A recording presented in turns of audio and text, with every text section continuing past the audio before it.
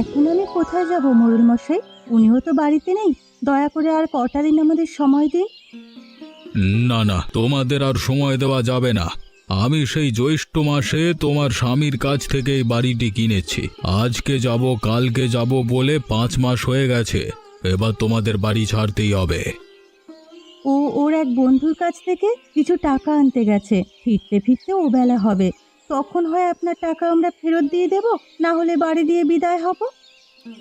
না না, আমি আর এক মুহূর্ত সময় দেব না। তুমি এখান থেকে বিদে হবে, না হলে ঘাড় ধরে বিদে করব।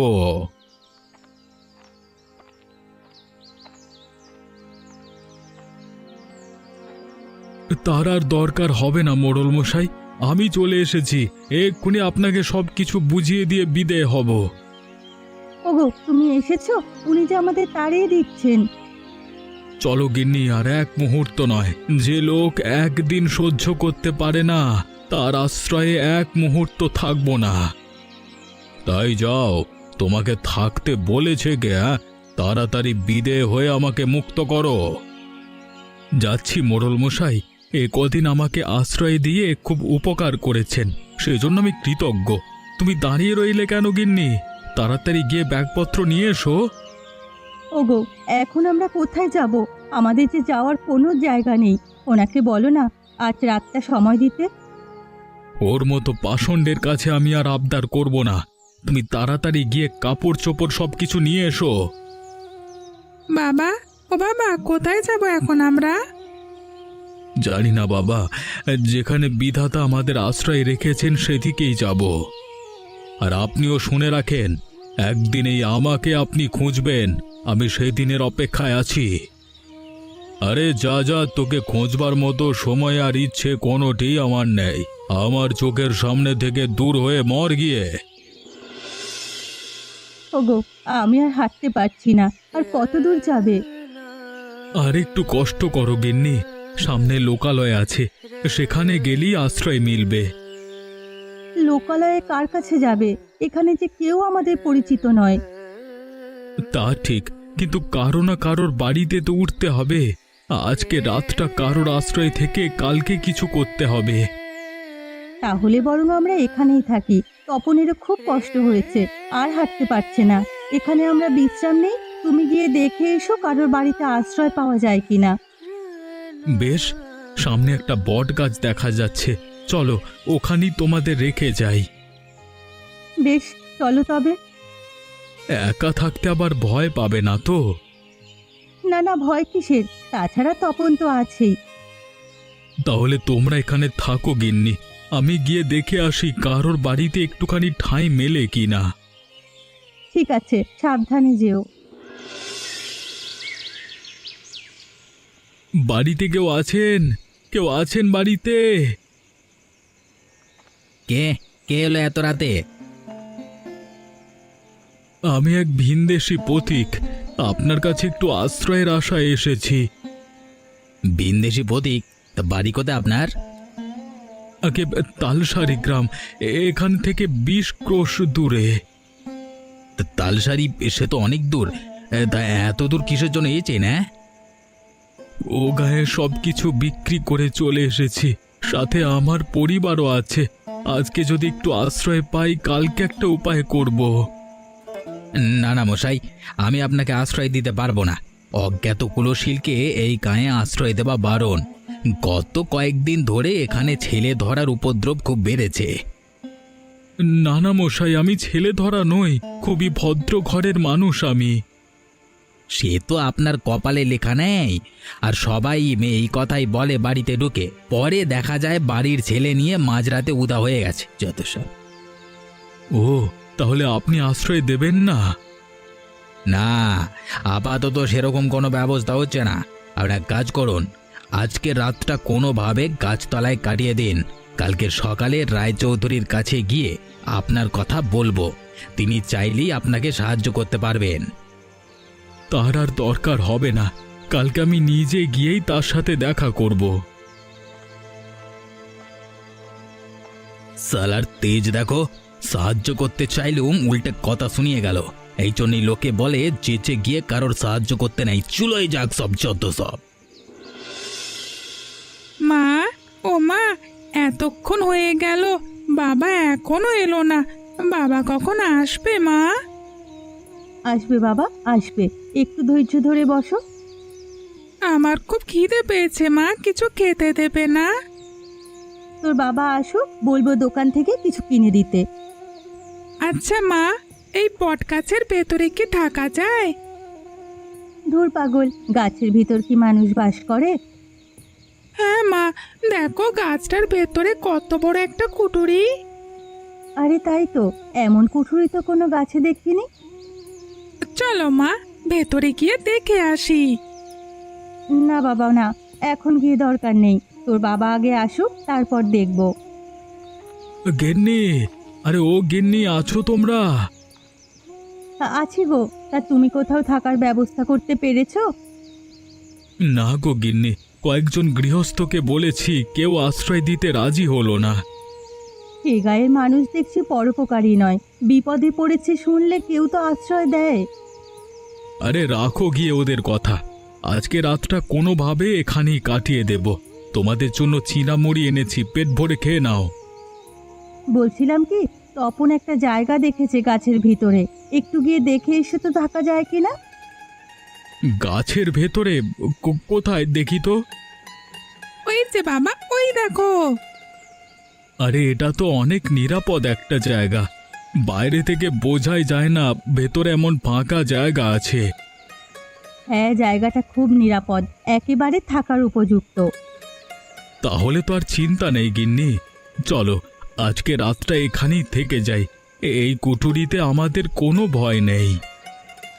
বেশ, তুমি যখন বলছো তাই হবে। নে তপন, ব্যাগপত্র সব কুঠুরির ভিতরে নিয়ে রাখ। কি মজা, কি মজা, আমরা থাকবো গাছের ভেতরে।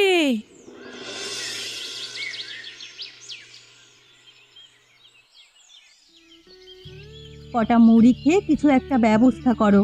এভাবে আর কতদিন? একটা মাথা গোজবার জায়গার তো ব্যবস্থা করতে হবে। হ্যাঁ গিন্নি, ব্যবস্থা একটা হয়ে যাবে। এই জায়গাটা আমার পছন্দ হয়েছে। এটা নাকি সরকারি জায়গা, এখানে চৌধুরীরাই ভোগ করছে। ওদের বলে দেখি এখানে একটা ঘর তোলা যায় কি না। হ্যাঁ গো, জায়গাটা খুবই সুন্দর। তুমি রায়চৌধুরীদের বলে দেখো এই গাছের নিচে একটা ঘর বানানো যায় কিনা। বেশ, আমি তবে যাচ্ছি। আশা করি একটা ব্যবস্থা হয়ে যাবে। তুমি বলতে চাচ্ছ তোমাদের গায়ের মোড়ল তোমাকে তাড়িয়ে দিয়েছে, তাই তো? আগে চৌধুরী মশাই, ওনার কাছে আমার বাড়িঘর বন্ধক রেখে ছেলের চিকিৎসা করিয়েছিলাম। যথাসময়ে টাকা ফেরত দিতে পারিনি, তাই আমার সব কিছু নিয়ে নিয়েছে। ঠিকই আছে, বন্ধকের টাকা দিতে না পারলে তো নেবেই। তা বাবা, আমার কাছে এসেছো কেন? আমি কিন্তু নতুন কিছু বন্ধক দিয়ে টাকা করে দিতে পারবো না। না না চৌধুরী মশাই, আপনার কাছে সেজন্য আসিনি। আমার কিছু কি আছে যে বন্ধক রাখবো? আমি এসেছি এ গায়ে বাস করবার অনুমতি নিতে। এই গায়ে বাসের জন্য অনুমতি লাগবে কেন? নতুন একটা বাড়ি দেখে উঠে পড়ো না। সেই বাড়ি তো পাচ্ছি না, আর হাতে টাকা করিও তেমন নেই। তাই ভাবছিলাম ওই বটগাছটার নিচে আপাতত একটা কুঁড়ে ঘর বানিয়ে থাকতে। বটগাছ বলতে গায়ের পাশে যে বুড়ো বটগাছটির কথা সেটা বলছো? ওখানে থাকে কে? জিন ভূত আড্ডাখানা? সে নিয়ে আপনি চিন্তা করবেন না, দেখবেন কদিনের মধ্যে সব পরিষ্কার পরিচ্ছন্ন করে একেবারে হাট বানিয়ে ফেলবো। ঠিক আছে, যাও তবে, গিয়ে সব কাজ শুরু করো। চৌধুরী মশাই, হঠাৎ করে এদিকে? এসেছি আপনার জমির খাজনাটা দিতে। তা ওই লোক এসেছিল কেন? বিন্দেশি মানুষ গায়ের শেষের বটগাছের নিচে বাস করতে চায়, আমি অনুমতি দিয়ে দিলাম। জানোই তো, মানুষের দুঃখ কষ্ট আমি আবার সহ্য করতে পারি না। ও, অবশেষে তাহলে বটগাছটা বটগাছ তলায় গিয়ে ভিড়েছে। আমার কাছে এসেছিল কালকে রাতে, আশ্রয় দেয়নি। ঘরে জায়গা দিলে কখন কি করে বসে বলা তো যায় না। ভালো করেছো উটকো লোককে আশ্রয় দিতে নেই। তা চা খাবে? চা আনতে বলি? হলে মন্দ হয় না। চা খেয়েই তবে আপনার খাজনার হিসেব দিই। বেশ বেশ, মিনু, এর চা দিয়ে যা তো। মা, ও মা, বাবা তো এখনো এলো না। বাবা আসবে কখন মা? আসবে বাবা, আসবে। চৌধুরী বাড়িতে গিয়েছে বাবা, তার সাথে পাকা কথা সেরে তারপরে আসবে। ওখানে কি এত কথা বলছে মা? শুনলি নে, আমরা এই বট গাছের নিচে ঘর তৈরি করব। রায়চৌধুরীর কাছে তাই অনুমতি নিচ্ছে। গিন্নি, আরে ও গিন্নি, আছো তোমরা? হ্যাঁ গো, তা বাঁশ নিয়ে এসেছো? হ্যাঁ গিন্নি, চৌধুরী মশাই এখানে থাকবার অনুমতি দিয়েছে, তাই আর দেরি করিনি। জঙ্গল থেকে বাঁশ কেটে নিয়ে এসেছি। ঘোষ মশাইও বললেন কিছু খড় দেবেন। ভালো করেছো, তাতেই একটা ঘর হয়ে যাবে। এখন কিছু খেয়ে কাজ শুরু করে দাও। আমি কটা রুটি বানিয়েছি। এর মধ্যে রুটিও বানিয়ে ফেললে? আটা কোথায় পেলে? হাতে দুটো টাকা ছিল, তাই দিয়ে কিনে এনেছি। বেশ বেশ, তাহলে খেতে দাও, খেয়ে কাজ শুরু করি। গিন্নি, আর একটা খড়ের আঁটি দাও তো, এই জায়গাটা এখনো ফাঁকা আছে। আর তো আটি নেই গো, চাল ঢাকতে গিয়ে সব শেষ হয়ে গেছে। বেশ, আজকে তবে নেমে যাই। কালকে ঘোষ বাড়ি থেকে আঁটি এনে এখানে দিয়ে দেব। হ্যাঁ গো, ঘরদোর তো সব হলো, এবার কটা খাবারের আয়োজন করতে হবে। তা করো, আমার খুব খিদে পেয়েছে। কিন্তু ঘরে তো কিচ্ছু নেই, কি দিয়ে রান্না করব? দাঁড়াও, আমি এক্ষুনি দোকান থেকে চাল ডাল কিনে আনছি। এর আগে একটু স্নান করে নি। আচ্ছা শোনো, হাতে তো কেবল কটা টাকা আছে, এই দিয়ে কাল অবধি যেতে পারবো। তারপর কি করবে কিছু ভেবেছো? না গিন্নি, এখনো কিছু ভাবিনি। আমি একটা বুদ্ধি বের করেছি, যদি সে মতো কাজ করো অল্প দিনেই আমরা বড়লোক হয়ে যাব। কি বুদ্ধি গিন্নি? আজ সারাদিন দেখেছি এদিক দিয়ে অনেক মানুষ হাটে যায়। হ্যাঁ, এখান থেকে পাহাড়তলি হাট 10 ক্রোশ দূরে, সেখানেই সবাই যাচ্ছে। এত দূরে যেতে আসতে সবার খুব কষ্ট হয়ে যায়, সেই জন্য এই বট গাছের তলে বসে জিরিয়ে নেয়। এখানে যদি একটা ছোট্ট হোটেল খোলা যায় তবে অনেক ভালো হবে। কথাটা মন্দ বলনি গিন্নি। প্রতিদিন কিছু জল খাবারের আয়োজন করলে মানুষের খাওয়ানো যাবে, আর আমাদের হাতেও দুটো কাঁচা টাকা আসবে। তাহলে আজই তুমি হাট থেকে কিছু সওদা কিনে আনো, কাল সকাল থেকে আমি রান্নার আয়োজন করব। দেখি এ কাজে ভাগ্য ফেরে কিনা। বেশ বেশ, তাহলে আমি এক্ষুনি যাচ্ছি, আগে স্নানটা করে নি। ও বাবা, আমিও যাব তোমার সাথে। আয় আয়, তাড়াতাড়ি আয়, আমার হাতে একদম সময় নেই। এত এত মানুষ আসছে হোটেলে, আর এদিকে একটা লোক নেই। এ ভোলার বাবলু, এক্ষুনি এদিকে আয়। আমায় ডেকেছো কাকু? হ্যাঁ, ওই উত্তরের টেবিলটাতে খাবার দে। কতক্ষণ ধরে ওনারা এসে বসে আছেন। আর তোদের গিন্নিমাকে গিয়ে বল তাড়াতাড়ি ভাত চড়াতে, আজকে লোক অনেক হবে। যাচ্ছি। ও গিন্নিমা, তাড়াতাড়ি ভাত চড়াও।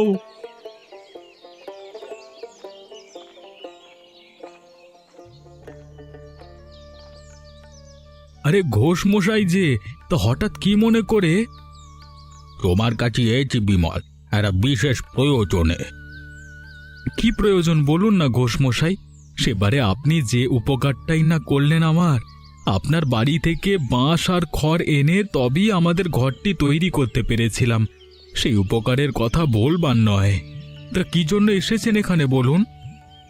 এই আমি তো এতদিন হাটে মিষ্টি বানিয়ে বিক্রি করতাম বাবা, কিন্তু এখন বয়স হয়েছে, হাটে যেতে পারি না। তাই ভাবছিলাম এই কাছে পিঠে কোথাও একটা দোকান দিয়ে বসতে। তোমার এখানে তো রোজ রোজ অনেক মানুষ যাতায়াত করে, তাই যদি হোটেলের পাশে একটা দোকান করবার অনুমতি দিতে। সেজন্য আমাকে বলবার কি আছে, এই জায়গা তো আপনাদের গ্রামেরই। আমি নেহাত চৌধুরী মশাইকে বলে এখানে স্থায়ী হয়েছি। আপনি কালকে থেকেই দোকান নিয়ে বসুন না, আমার কোনো অসুবিধা নেই এতে। তুমি আমাকে বাঁচালে বাবা, না হলে আজকে অনেক বড় বিপদে পড়ে যেতাম। মানুষের বিপদেই তো মানুষ কাছে আসবে, না হলে কি মানুষ হয়ে কোনো লাভ আছে? ঠিক বলেছ বাপ, খুব ঠিক কথা বলেছ। এখন তবে আমি যাই, কালকে কথা হবে।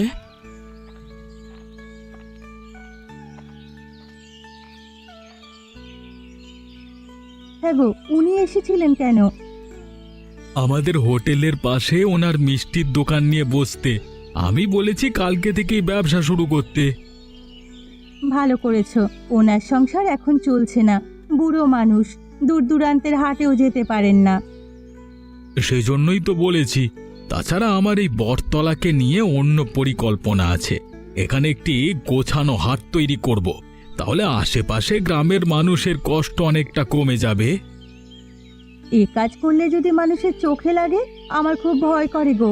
আমাদের সাজানো গোছানো সুখের সংসারে আর কোনো ঝড় আসুক, আমি তা চাই না। আরে না, তেমন কিছু হবে না গিন্নি। তুমি অযথাই চিন্তা করো না। হাট হলে বরং ভালোই হবে। বেশ, ভালো হলেই ভালো। তবে আমি যাচ্ছি, আবার রান্না চড়াতে হবে।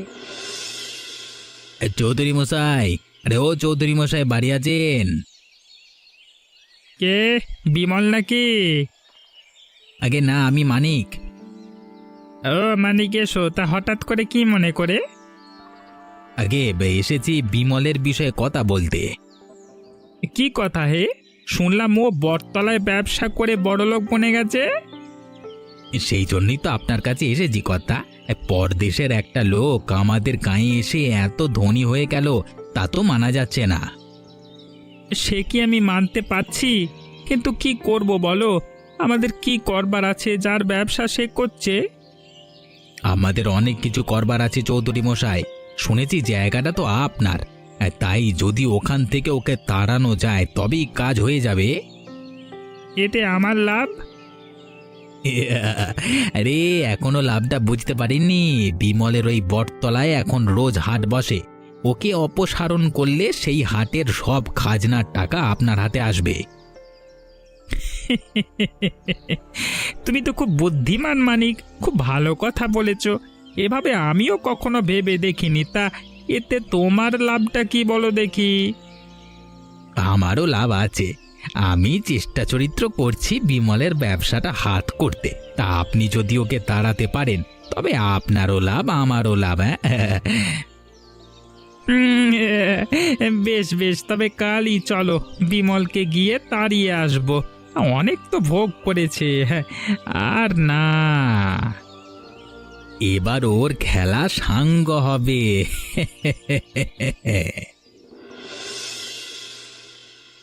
গিন্নি, আরে ও গিন্নি, ঘরে আছো? কি গো, এই সকালবেলায় কোথায় যাচ্ছ? বাজারে যাচ্ছি গিন্নি। আজকে সকাল সকাল গিয়ে বাজারটা নিয়ে আসি। দুপুরে অনেক লোকের ভিড় হবে। বেশ, তবে যাও। আমিও ভাত চড়িয়ে দিয়েছি, সকাল সকাল সব রান্না শেষ করে ফেলবো। আচ্ছা গিন্নি, তুমি ভাত আর ডাল রান্না করে রেখো। আর গুনি ময়রা আসলে পূর্বের ঘরটা দেখিয়ে দিও। আপাতত ও এখানে বসুক। ঠিক আছে, আমি ঘরটি খুলে দেবো খন। বেশ, তবে আমি গেলাম।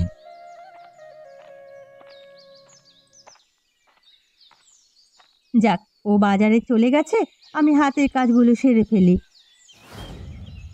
কেউ আছেন? কেউ আছেন বাড়িতে? সে কি, আপনি কে?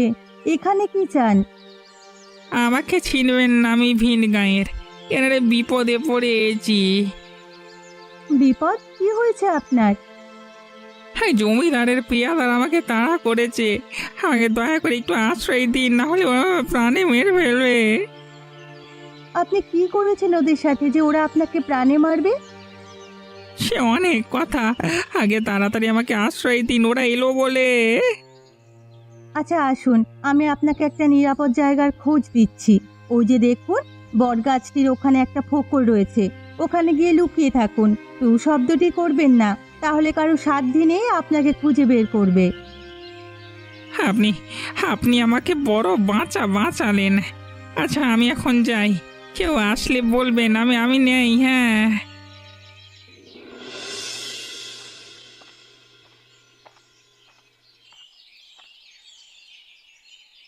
বিমল, আরে ও বিমল, আছো দেখছি তুমি। তোমার কাছেই এলাম। হঠাৎ আমার কাছে কি মনে করে চৌধুরী মশাই? চৌধুরী মশাই একটা গুরুত্বপূর্ণ কথা বলতে এসেছে, তোমার এই বাড়িটা ছেড়ে দিতে হবে। বাড়ি ছেড়ে দেব? সে কি কথা? আপনি না এই বাড়িতে আমাকে থাকতে দিয়েছেন। থাকতে দিয়েছি, কিন্তু সারা জীবনের জন্য দিইনি। এতদিন তো তুমি ভোগ করলে, এখন আমার জায়গা আমাকে ফিরিয়ে দাও। না না চৌধুরী মশাই, এই জায়গা আমি দিতে পারবো না। দরকার হলে আপনি এর সমমূল্য টাকা নিয়ে নিন, তবু এখানে ওকে থাকতে দিন। না না, সে কথা বললে হবে না বিমল, আমাদের এই জায়গা লাগবে, তুমি অন্য ব্যবস্থা করো। হ্যাঁ, এই জায়গা আমি ছাড়বো না। এটা সরকারি জায়গা, যদি সরকার থেকে কখনো বলে তবেই আমি এখান থেকে যাব। তুমি দেখছি অনেক বেয়ারা হয়ে গেছো বিমল। শোনো, আমি ভালোই ভালোই বলছি, জায়গাটা ছেড়ে দাও, না হলে কিন্তু তোমার বিপদ হয়ে যাবে। হ্যাঁ, আর আমাদের তো চেনই, কয়েকদিন আগে গোপুর চাচার বাড়ি পড়লো, তারা এক গোয়ামির ফলে। সে কথাটা ভুলে যাবো না। এখন তবে যাই। হ্যাঁ, কালকের মধ্যে বাড়িটি ছেড়ে দিও, কেমন? হ্যাঁ, কুচুমনু।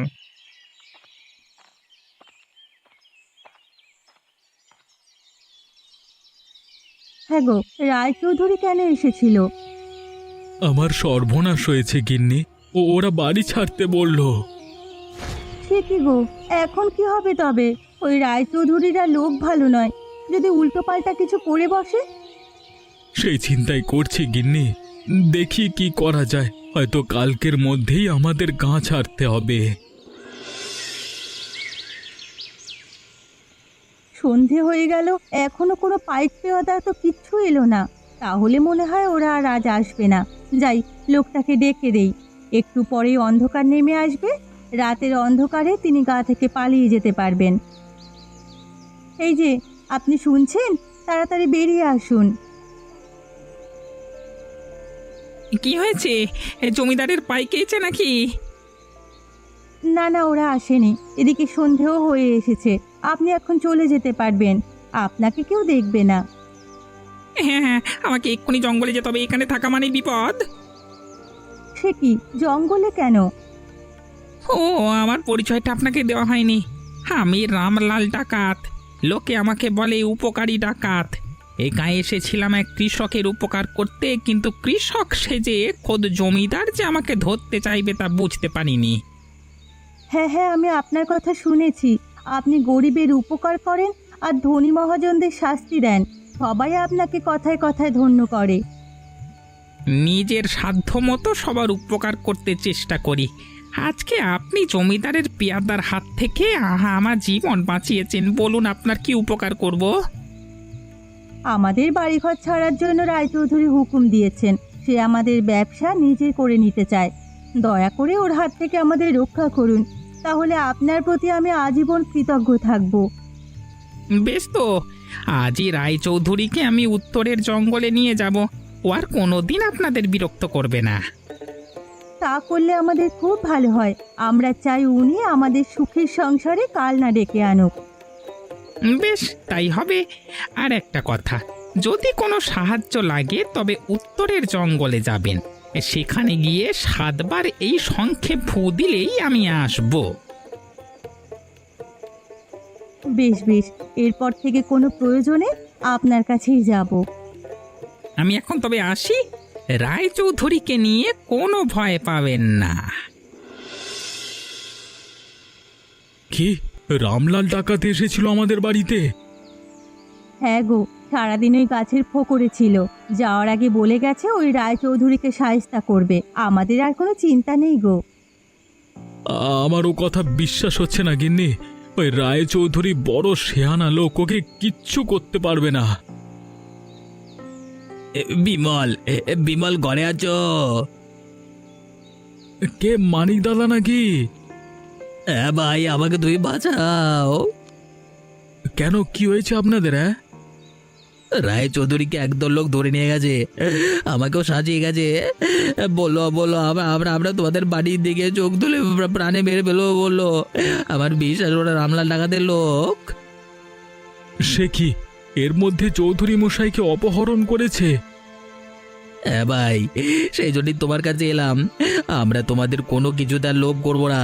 তোমরা তোমাদের মতো সুখে শান্তিতে সংসার করো। কেবল একটি আবদার, চৌধুরী মশাইকে ফিরিয়ে আনো। তোমরা ছাড়া ওই ডাকাত কারো কথা শুনবে না। সে কি আমি কোত্থেকে আনবো?